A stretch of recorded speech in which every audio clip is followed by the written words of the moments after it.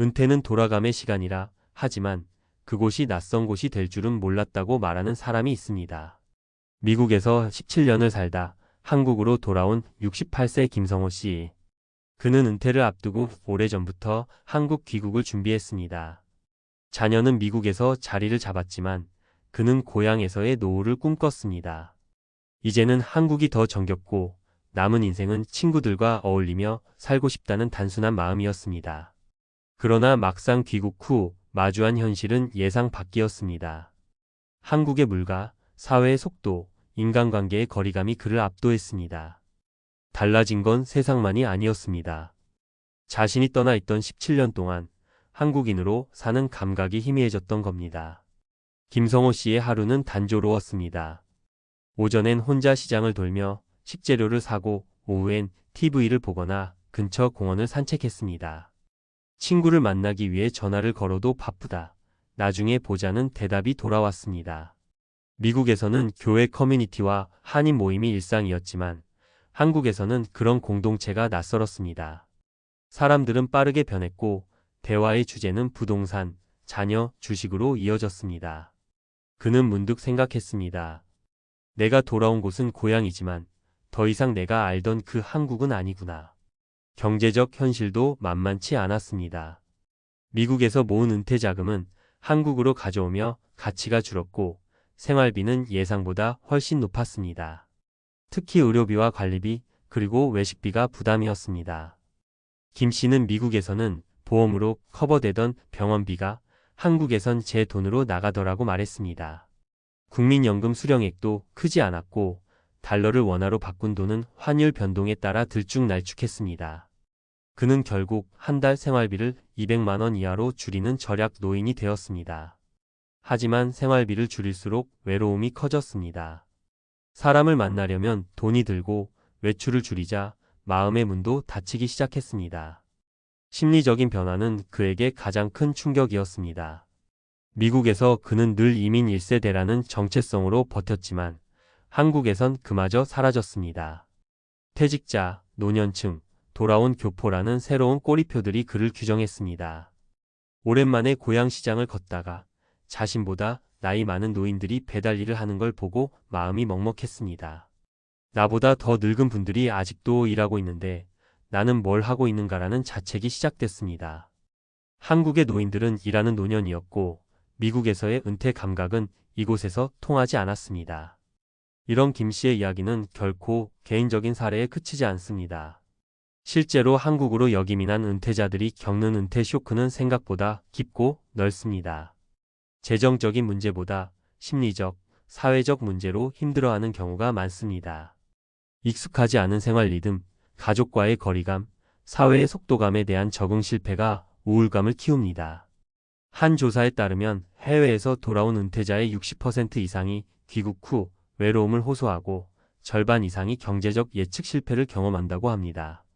반면 또 다른 사례인 70세 이정자 씨는 다르게 적응했습니다.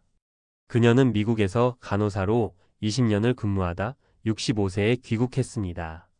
처음엔 김 씨처럼 외로웠지만 그녀는 지역 시니어 봉사단에 참여하며 달라졌습니다. 내가 누군가에게 도움이 될 수 있다는 감각이 다시 살아났어요. 매주 독거노인 가정을 방문하고 복지센터에서 건강 체크를 돕는 일이 그녀의 일상이 되었습니다. 그녀는 말합니다. 한국은 빠르지만 따뜻한 곳이에요. 내가 손을 내밀면 생각보다 많은 사람들이 잡아주더라고요. 이 사례의 차이는 마음의 방향이었습니다. 김 씨는 과거를 그리며 돌아왔고 이 씨는 새 삶을 찾아 돌아왔습니다. 은퇴 후 한국 귀국을 생각하는 분들이라면 단지 돌아간다가 아니라 다시 산다는 관점으로 접근해야 합니다. 한국의 사회 시스템, 의료제도, 주거 환경, 커뮤니티 구조를 미리 이해하고 귀국 전부터 현지와 연결점을 만들어 두는 것이 중요합니다. 예를 들어 귀국 전부터 한국의 온라인 커뮤니티나 귀국자 모임에 참여하면 정보도 얻고 정서적 안착에도 도움이 됩니다. 또한 재정 계획의 핵심은 달러 자산과 원화 자산의 균형입니다. 급격한 환율 변동이나 물가 차이에 대비해 최소 1년치 생활비는 원화로 보유하고 나머지는 달러로 분산해 두는 것이 좋습니다. 의료비 대비도 필수입니다. 한국의 건강보험이 상대적으로 저렴하다고 생각하기 쉽지만 노년기에는 비급여 항목이 급증하기 때문에 민간 실손보험이나 지역 의료복지 프로그램을 미리 확인해 두는 것이 필요합니다. 심리적으로는 익숙함을 버릴 준비를 해야 합니다. 한국은 변했고 나도 변했습니다. 과거의 기억 속 한국과 지금의 한국은 다릅니다. 그것을 인정하고 새로운 리듬을 배우는데 시간을 주어야 합니다. 관계도 마찬가지입니다.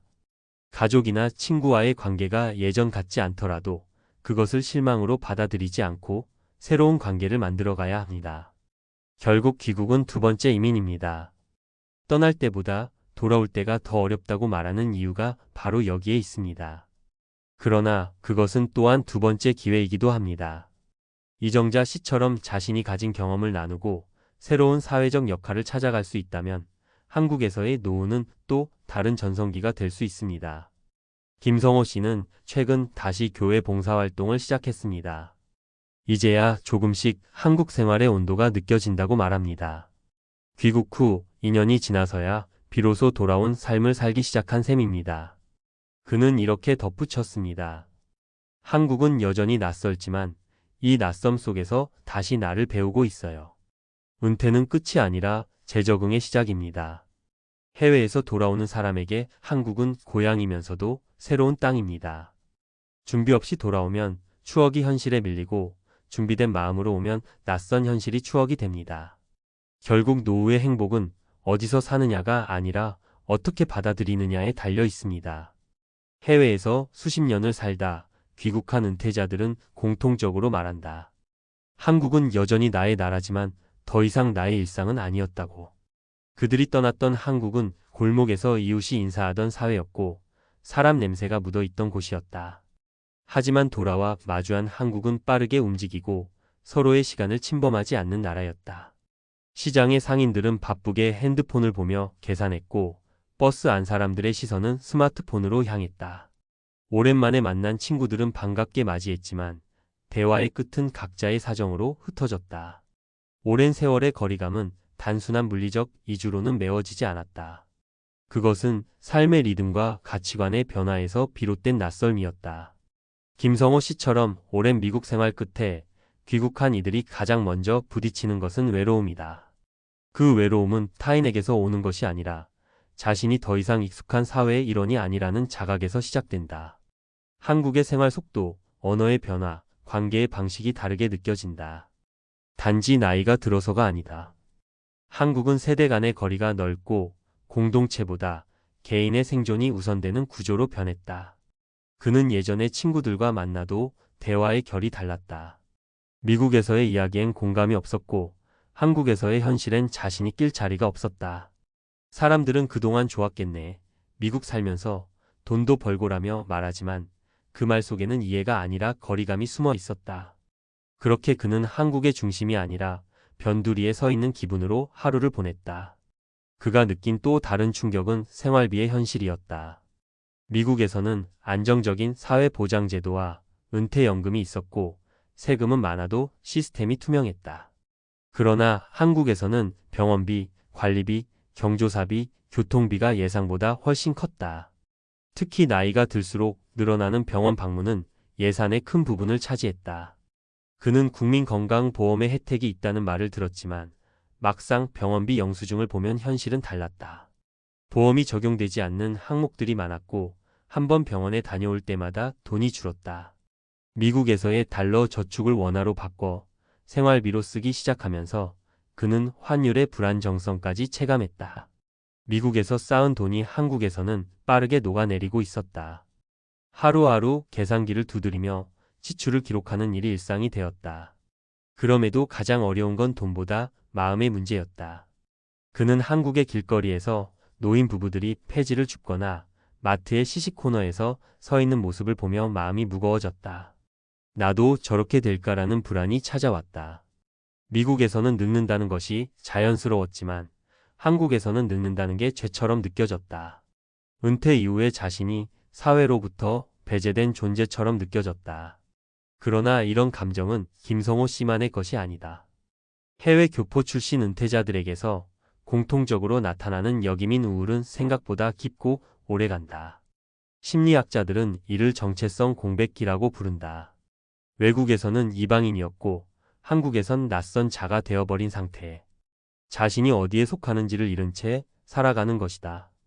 그럴수록 중요한 것은 정착의 기술이다. 돌아오는 이들이 준비해야 할 것은 돈보다 관계다. 한국에서 새로운 네트워크를 만들고 자신이 기여할 수 있는 일을 찾는 것이 첫걸음이다. 미국에서의 경력과 경험을 단순히 과거로 남겨두지 말고 그것을 한국에서 새롭게 해석할 방법을 찾아야 한다. 자원봉사, 교육, 커뮤니티 참여가 그것이다. 이정자 씨처럼 귀국 후 시니어 봉사단에 참여한 사람들은 한결 안정적인 적응을 보였다. 일주일에 한두 번이라도 사람들과 만나 대화하고 누군가에게 도움이 된다는 경험이 삶의 의미를 회복시켜줬다. 경제적인 측면에서는 환율 리스크와 물가 상승에 대비해 자산의 일부를 달러로 유지하는 것이 좋다. 하지만 그것보다 중요한 건 지출 구조의 단순하다.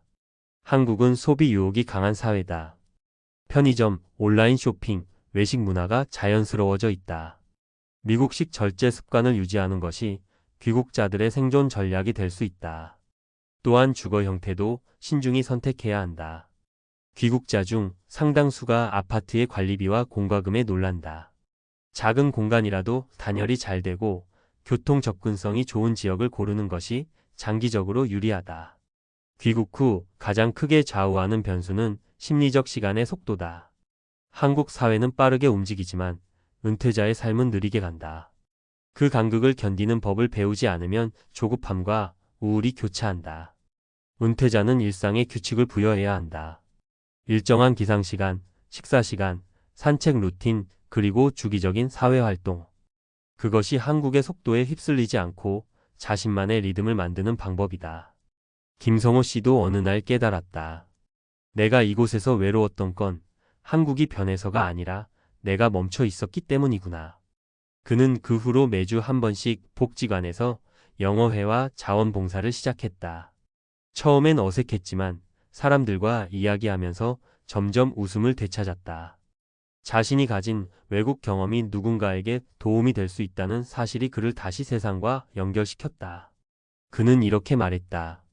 내가 떠난 17년 동안 한국은 발전했고 나는 나름의 세계를 만들었어요. 이제 그 둘을 섞어서 새로운 나를 만드는 중이에요. 이런 변화는 단순히 환경 적응의 문제가 아니라 노년의 정체성을 다시 세우는 과정이다. 결국 은퇴 이후의 삶은 어디서보다 어떻게 사느냐의 문제다. 고향이라 해서 마음이 자동으로 편안해지지 않는다.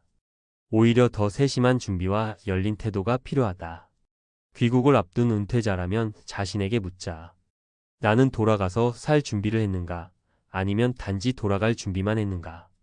두 단어의 차이가 은퇴 후 삶의 무게를 가른다.